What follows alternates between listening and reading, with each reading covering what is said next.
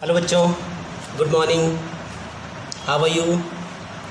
उम्मीद है आप अपने घरों में अपनी फैमिली के साथ सुरक्षित होंगे। आज का हमारा टॉपिक है कंप्यूटर वायरस। लेकिन उससे पहले बच्चों, आपके साथ कुछ चीज़ साझा करना चाहता हूँ। कल रात की बात है, मतलब 15 की रात 16 की सुबह, गैलवान घाटी जो कि लद्दाख में है, चीन की सेना ने हमारे 20 सैनिक शहीद किए हैं। हमने भी उनके 43-44 के आसपास सैनिक मारे हैं। लेकिन ये बहुत गलत चीज़ है। हमारे 20 सैनिक शहीद हुए। हम उनकी आत्मा की शांति के लिए भगवान से प्रार्थना करते हैं कि उनको उनकी आत्मा की शांति को प्रदान करें। जय हिंद। हमारे जांबाज वीर शहीदों, हमें तुम पर गर्व है। जय हिंद। आइए बच्चों, श्रद्धांजलि के साथ आज का टॉपिक स्टार्ट करते हैं। आज का टॉपिक है हमारा कंप्यूटर वायरस। जैसे कि आप समझते हैं वायरस क्या होता है। कोई भी चीज़ जो कि पेन ड्राइव से, इंटरनेट से, सीडी से, डीवीडी से या किसी अन्य माध्यम से, मोबाइल से आपके कंप्यूटर में आती है और आपके प्रोग्रामों को ख़राब करती है, मिटाती है, डिलीट करती है, उसे हम वायरस कहते हैं, कंप्यूटर वायरस।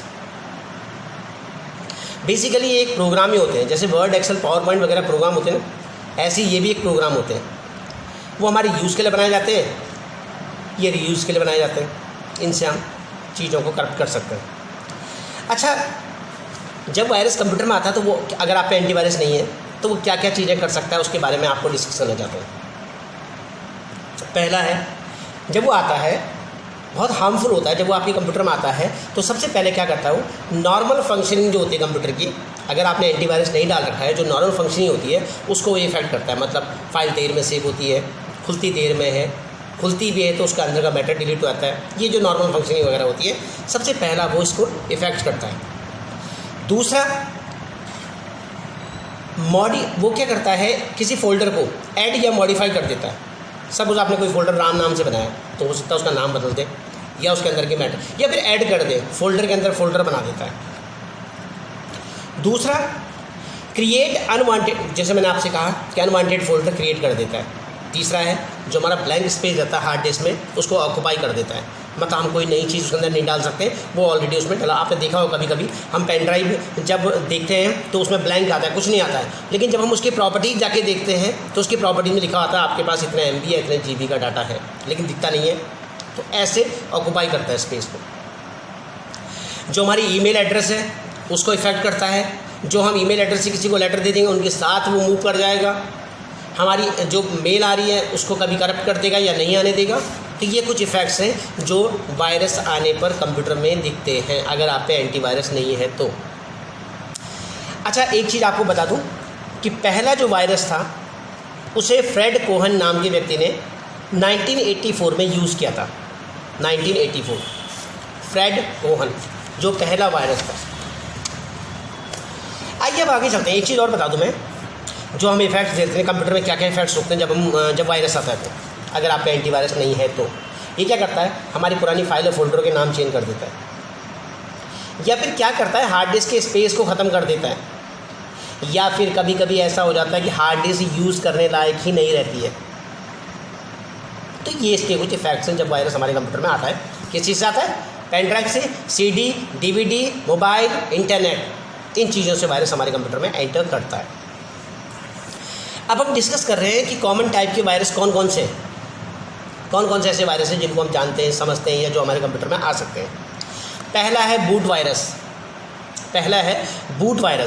बूट वायरस क्या करता है कि हमारे बूटिंग सिस्टम, कंप्यूटर का जो बूटिंग सिस्टम होता है उसको इफेक्ट करता है। आपको पता है बूटिंग, लास्ट चैप्टर में मैंने बूटिंग बताया था, कोल्ड बूटिंग, वार्म बूटिंग। जब कंप्यूटर को हम स्टार्ट करते हैं और वो थोड़ी बहुत ब्लैक एंड वाइट विंडो चलती है और कंप्यूटर स्टार्ट होता है 10 सेकंड, 20 सेकंड, 30 सेकंड में, तो उसे हम बूटिंग करना कहते हैं। अगर हम कंप्यूटर को नए सिरे से ऑन कर, मतलब कंप्यूटर ऑफ था, हमने उसे खोला और वो बूट हुआ, तो उसे कहते हैं कोल्ड बूटिंग। और यदि हमारा कंप्यूटर चलते चलते हैंग हो गया, कीबोर्ड माउस वगैरह कुछ काम नहीं करते, तो हम सीधे यूपीएस से बंद करते हैं, तो उसे कहते हैं वॉर्म बूटिंग। तो ये बूट वायरस होता है, ये हमारे बूटिंग सिस्टम को इफेक्ट करता है, कंप्यूटर को स्टार्ट ही नहीं होने देता है, या कंप्यूटर देर में स्टार्ट होता है, या होता है तो क्या करता है, वो रीसेट हो जाता है। इसके उदाहरण है, इस बूट वायरस वगैरह आपको पहचानना हो तो इसका उदाहरण है एम्पायर एक्सेट्रा, ये नाम है इसका बूट। अच्छा, जो पहला बूट वायरस बनाया गया था उसका नाम था द ब्रेन, और उसे बनाया गया था दो भाइयों ने, बासित और अमजद अल्वी ने। बासित और अमजद अल्वी नाम के दो भाई थे जिन्होंने पहली बार बूट वायरस बनाया था, और उस बूट वायरस का नाम था ब्रेन। आइए दूसरा सिस्टम वायरस। पहला बूट वायरस जो कंप्यूटर को बूटिंग नहीं होने देता, बूटिंग वाली फाइलों को इफेक्ट करता है, उनको करप्ट कर देता है, कंप्यूटर स्टार्ट नहीं होता है, स्टार्ट होता है तो रीस्टार्ट हो जाता है। दूसरा है system virus. System virus basically हमारे ऑपरेटिंग सिस्टम को इफेक्ट करता है। आप जानते हो ऑपरेटिंग सिस्टम जैसे विंडो, लिनक्स वगैरह वगैरह। तो ये हमारे उस ऑपरेटिंग सिस्टम को स्टार्ट ही नहीं होने देता है, जिस वजह से हम प्रोग्राम नहीं खोल पाते, और प्रोग्राम नहीं खोल पाते तो हम उस पर काम नहीं कर पाते। इस तरह के वायरस का नाम है, जो एग्जांपल दे रहा हूँ मैं आपको, लेहाई वायरस, LEHIGH वायरस। तीसरा होता है बच्चों एप्लीकेशन वायरस। एप्लीकेशन वायरस क्या होता है, ये हमारे प्रोग्रामों के साथ जैसे वर्ड, एक्सेल, पावर पॉइंट आदि के साथ अपने आप को अटैच कर लेता है। तो जब हम उन प्रोग्रामों को खोलते हैं तो ये वायरस उनके साथ मूव करता है, हम कहीं भेजते हैं तो साथ साथ मूव करेगा उनके साथ। तो ये हमारी एप्लीकेशन को इफेक्ट करता है। कंप्यूटर खुल तो जाएगा लेकिन प्रोग्राम भी ऑपरेटिंग सिस्टम भी खुल जाएगा, लेकिन ये क्या करता है, हमारी एप्लीकेशन को खुलने नहीं देता, या फिर वो सेव नहीं होती, या सेव होती तो उनका नाम चेंज कर देता है।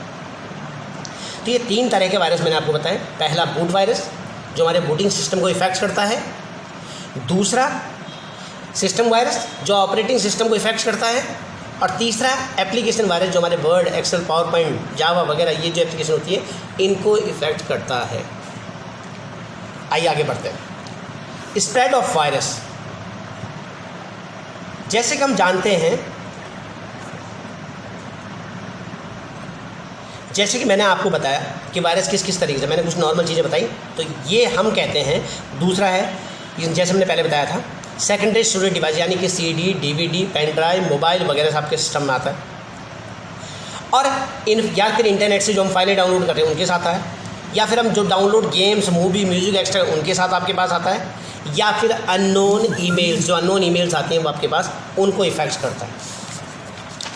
आइए आगे बढ़ते हैं।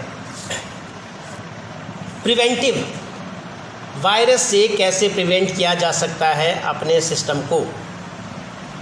सबसे पहला, आप एक अच्छा सा एंटीवायरस जैसे कि Norton antivirus, AVJ antivirus, quick heal, ये ईयरली होते हैं, 500 से स्टार्ट होकर 1000 रुपये तक चलते हैं। जैसे चलते हैं 1 साल के लिए आप अपने सिस्टम में डाल दीजिए, तो ये जो भी नया वायरस आपके पास आएगा उसको ये किल कर देंगे, इफेक्ट से हटा देंगे।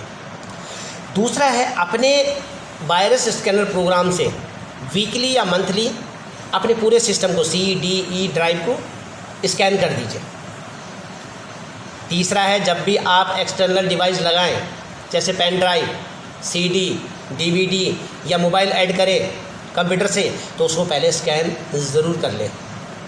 नेक्स्ट है, जब भी हम इंटरनेट से कोई फाइल डाउनलोड करें तो उनको स्कैन जरूर कर लें। किसी भी ईमेल, आजकल क्या होता है अटैचमेंट बहुत आते हैं, कोई चीज़ आपको भेजी, आपने सीधे उस पर क्लिक करा तो वो अटैचमेंट तो वायरस आ सकते हैं। जो अननोन होती है, जो नोन है उनको आपको पता है कि मेरे दोस्त ने भेजा है या मेरे किसी बॉस ने भेजा है, तो वो पता है कि नोन है। लेकिन जो अननोन ईमेल अटैचमेंट आते हैं, व्हाट्सएप अटैचमेंट आते हैं, फेसबुक अटैचमेंट आते हैं, उनको ज़रा ध्यान से खुला कीजिए, और अपने एंटीवायरस सॉफ्टवेयर को हमेशा अपडेट करके रखा कीजिए। तो ये थी आज की हमारी क्लास, जिसमें मैंने आपको बताया वायरस क्या है, कितने तरह के वायरस होते हैं, बूट वायरस, सिस्टम वायरस और एप्लीकेशन वायरस। जब वायरस आते हैं तो कैसे हमारे सिस्टम को इफेक्ट करते हैं, कैसे पता चलता है, और प्रिवेंट कैसे किया जाए वायरस से अपने सिस्टम को एंटीवायरस डालकर। मुझे उम्मीद है आपको टॉपिक पसंद आया होगा।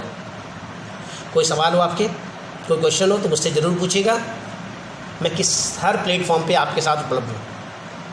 और हमारी परंपरा के अनुसार लास्ट में एक छोटी सी कहानी, ध्यान रखिएगा आज के माहौल के हिसाब से ये कहानी बनी है।